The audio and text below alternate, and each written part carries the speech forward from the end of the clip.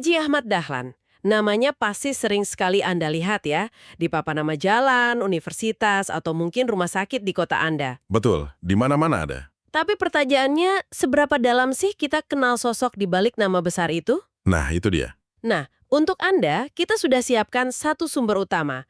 Sebuah biografi resmi dari Departemen Pendidikan dan Kebudayaan. Misi kita hari ini adalah, membongkar.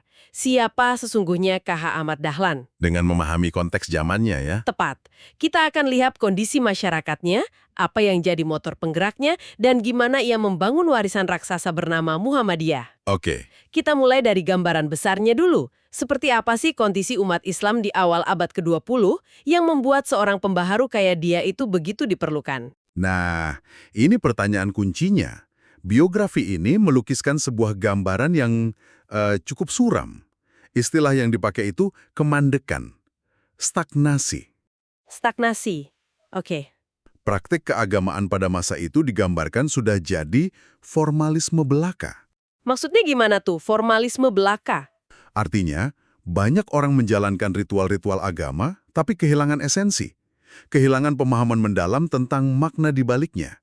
Sholat ya sholat, puasa ya puasa, tapi sebatas rutinitas aja gitu. Jadi kayak menjalankan kebiasaan warisan nenek moyang tanpa benar-benar bertanya mengapa. Sekedar ikut-ikutan saja ya? Tepat. Dan masalahnya lebih dalam dari itu. Penulis biografi ini menyoroti gimana praktek-praktek yang sebenarnya bukan dari ajaran Islam murni, itu sudah bercampur aduk. Oh, yang sering kita dengar TBC itu. Tahayul bidah curafat. Nah, persis. Di sini dibahas spesifik. Misalnya, tahayul, kepercayaan pada hal gaib tanpa dasar, itu kuat banget. Lalu khurafat, cerita-cerita mitos yang dipercaya sebagai bagian dari agama. Dan yang paling serius, syirik, yang kadang muncul tanpa disadari. Ada contoh konkret nggak dari sumbernya? Ada. Ada catatan gimana Al-Quran, yang harusnya jadi petunjuk hidup, kadang fungsinya beralih jadi semacam jimat. Oh, untuk penangkal bala gitu. Betul. Atau ada praktek pemujaan berlebihan ke makam-makam keramat. Orang datang bukan buat mendoakan, tapi malah minta rezeki, minta jabatan. Ini potret internalnya. Tunggu dulu, ini menarik. Berarti ada dua front pertempuran sekaligus ya? Melawan kejumudan dari dalam, dan pasti ada tekanan dari luar juga kan? Ini era kolonialisme. Persis.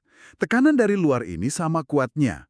Menurut buku ini, pemerintah kolonial Hindia Belanda itu memandang Islam dengan penuh curiga. Selalu dianggap sumber pemberontakan ya? Selalu.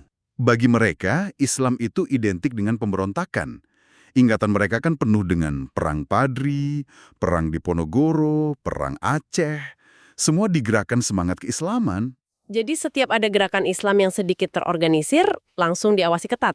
Betul sekali. Dan saya tebak, pendidikan gaya barat yang mereka perkenalkan juga punya dampak tersendiri.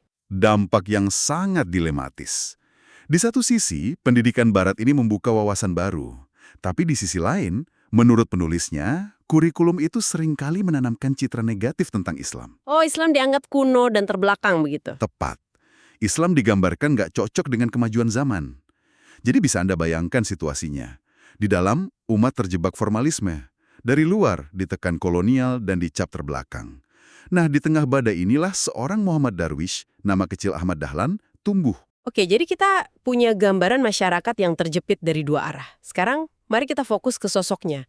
Siapa Muhammad Darwish ini yang cukup berani berdiri di tengah badai itu? Kalau kita lihat catatannya, ia lahir tahun 1868 di Kampung Kauman, Yogyakarta. Kauman, itu kan pusat keagamaan di jantung Kesultanan ya? Betul.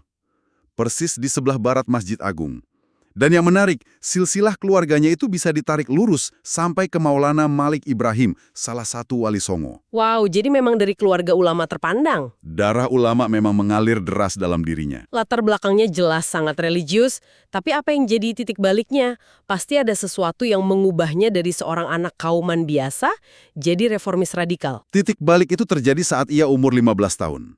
Ia berangkat ke Mekah.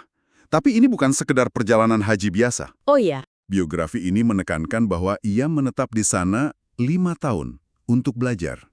5 tahun? Lama sekali. Ini momen transformatifnya. Di sanalah ia ganti nama jadi Haji Ahmad Dahlan. Bahkan, ia kembali lagi ke Mekah untuk kedua kalinya tahun 1902.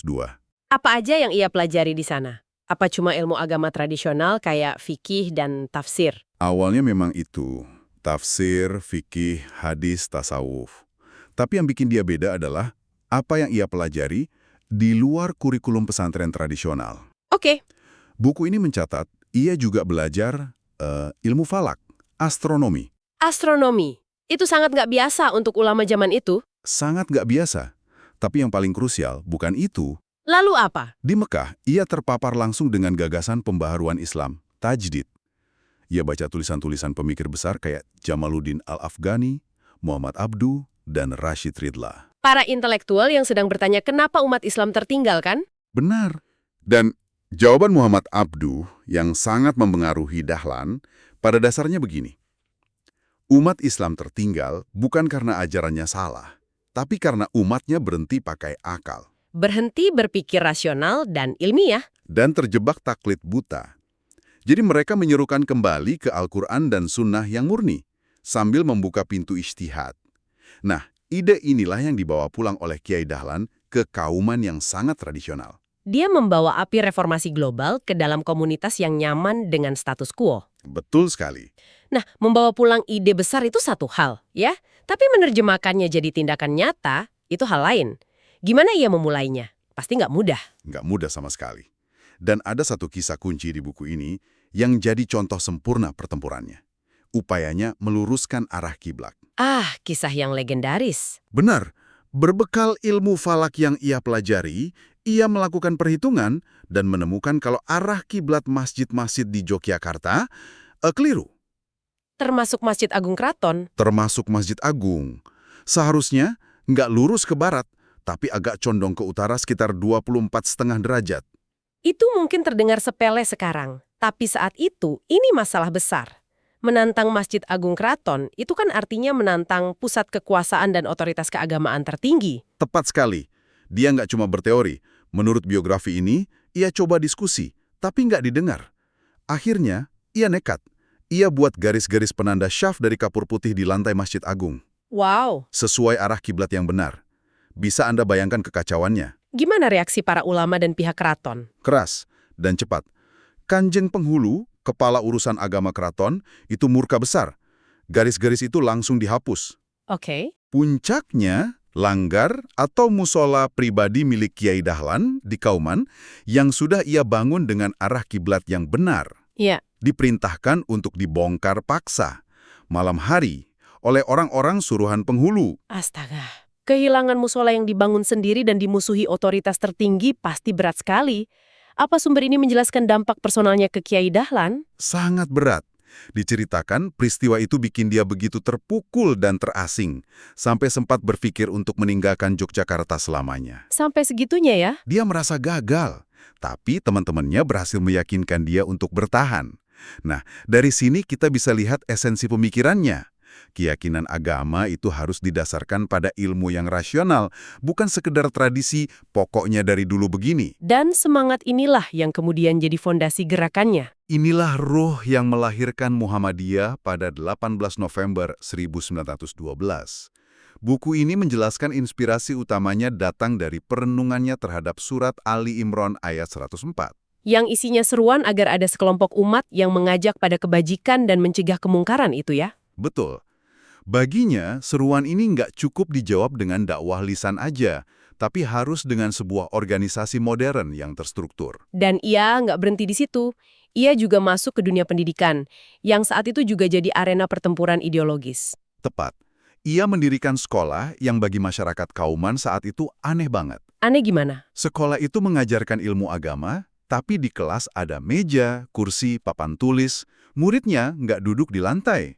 Plus, ia memasukkan mata pelajaran umum, berhitung, ilmu bumi. Wah, itu revolusioner sekali. Begitu barunya, sampai-sampai ia dapat julukan sinis, Kiai Kristen, karena dianggap meniru sekolah Belanda. Dari meluruskan kiblat sampai mendirikan sekolah model baru, kayaknya ada benang merah di sini ya.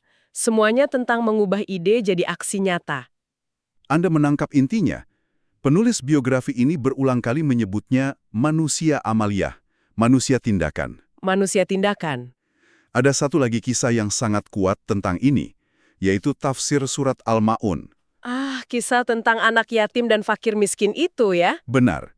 Diceritakan, saat mengajar tafsir, ia terus-menerus mengulang pembahasan surat Al-Ma'un. Surat yang sama, diulang-ulang. Iya, sampai murid-muridnya bosan dan protes. Kiai, kenapa surat ini terus yang dibahas? Lalu apa jawabannya? Jawabannya menampar mereka.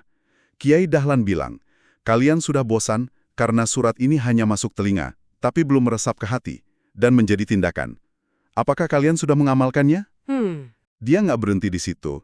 Ia lalu ajak murid-muridnya turun ke jalan, cari dan kumpulkan fakir miskin serta anak yatim di sekitar Yogyakarta. Lalu? Mereka dibawa ke masjid, dimandikan, diberi pakaian yang layak, dan diberi makan. Bagi Kiai Dahlan, itulah tafsir surat Al-Ma'un yang sesungguhnya. Ini bukan lagi sekedar ceramah, ini adalah teologi yang dipraktekkan. Tepat.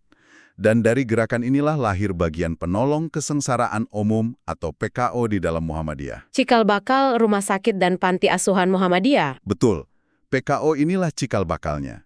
Jadi pendirian Rumah Sakit Muhammadiyah itu bukan sekedar program sosial, tapi manifestasi dari pemahaman agamanya. Membangun rumah sakit itu jadi ibadah. Oke, Muhammadiyah berdiri, gerakannya meluas, tapi seperti yang kita bahas tadi, pemerintah kolonial pasti nggak tinggal diam melihat organisasi pribumi yang makin besar ini. Tentu saja enggak. Pemerintah Hindia Belanda sangat waspada. Izin resmi pertama yang mereka berikan untuk Muhammadiyah tahun 1914 itu cuma membatasi geraknya di wilayah Yogyakarta aja. Nggak boleh bikin cabang di luar Yogyakarta. Nggak boleh. Mereka khawatir ini jadi gerakan politik yang masif. Lalu gimana Kiai Dahlan menyiasatinya? Karena kita tahu Muhammadiyah akhirnya menyebar ke seluruh Indonesia. Nah, disinilah kita lihat sisi lain Kiai Dahlan. Seorang idealis yang juga sangat pragmatis dan cerdik. Oke. Di luar Yogyakarta, para pengikutnya yang mau mendirikan cabang disarankan untuk bikin perkumpulan dengan nama yang beda-beda. Tapi asas dan program kerjanya sama persis. Itu strategi yang brilian untuk mengakali aturan. Ada contoh nama-nama samaran, itu? Ada beberapa yang disebut. Misalnya, di berbagai daerah muncul nama-nama kayak Nurul Islam, Al-Munir, atau bahkan nama yang sangat lokal kayak Ahmadiyah di Garut. Oh, bukan aliran Ahmadiyah itu ya? Bukan. Cuma mengambil nama Ahmad Dahlan. Kelompok-kelompok ini beroperasi di bawah radar. Lalu, ketika izin resmi untuk seluruh Hindia Belanda akhirnya keluar tahun 1921, Iya. semua perkumpulan ini serentak melebur dan secara resmi menjadi cabang Muhammadiyah. Ini manuver organisasi yang luar biasa. Jadi kita sudah jelajahi konteks zamannya, sosok pribadinya, dan gerakan terorganisir yang ia bangun. Ya, Kiai Haji Ahmad Dahlan wafat tahun 1923. Usianya terbilang masih muda ya, baru 55 tahun. relatif mudah. Betul. Namun, warisannya jelas jauh melampaui usianya. Sangat jauh. Warisannya bukan hanya soal jumlah fisik ribuan sekolah, universitas, dan rumah sakit. Seperti yang ditekankan biografi ini, warisan terbesarnya adalah perubahan cara berpikir. Cara berpikir ya? Iya. Ia berhasil menggeser praktik Islam di Indonesia dari yang tadinya cenderung jumut, terikat tradisi, menjadi Islam yang dinamis, rasional, dan sangat peduli pada masalah sosial di dunia nyata. Dan disitulah letak kejeniusannya. Ia mengubah teologi dari sesuatu yang ada di langit menjadi sesuatu yang membumi. Persis. Ia menunjukkan bahwa menjadi muslim yang taat itu nggak cuma diukur dari seberapa rajin ia ibadah di masjid, tapi juga dari seberapa besar kontribusinya untuk mengangkat derajat sesama manusia. Sebagai penutup diskusi kita, ada satu hal yang menarik untuk Anda renungkan. Sumber kita ini kan menggambarkan Kiai Haji Ahmad Dahlan sebagai seorang manusia amalia. Seorang praktisi, seorang organisator. Betul. Yang hebatnya, tidak meninggalkan satupun karya tulis berupa buku tebal. Seluruh kitabnya adalah amal usahanya.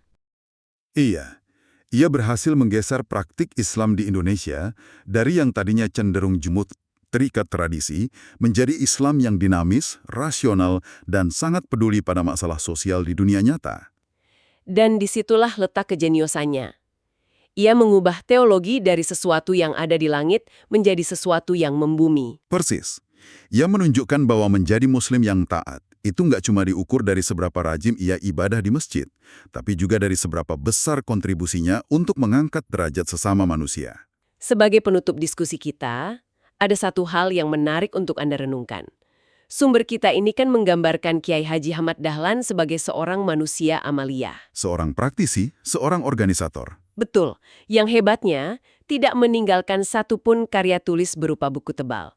Seluruh kitabnya adalah amal usahanya. Sekarang, coba bayangkan sejenak. Gimana kira-kira wajah pemikiran Islam di Indonesia hari ini jika ia memilih jalan yang berbeda? Jika ia menjadi seorang penulis dan filsuf seperti gurunya, Muhammad Abduh, dan menghabiskan waktunya menulis buku-buku teoritis, bukan menjadi seorang penggerak dan pembangun gerakan sosial yang kita kenal sekarang.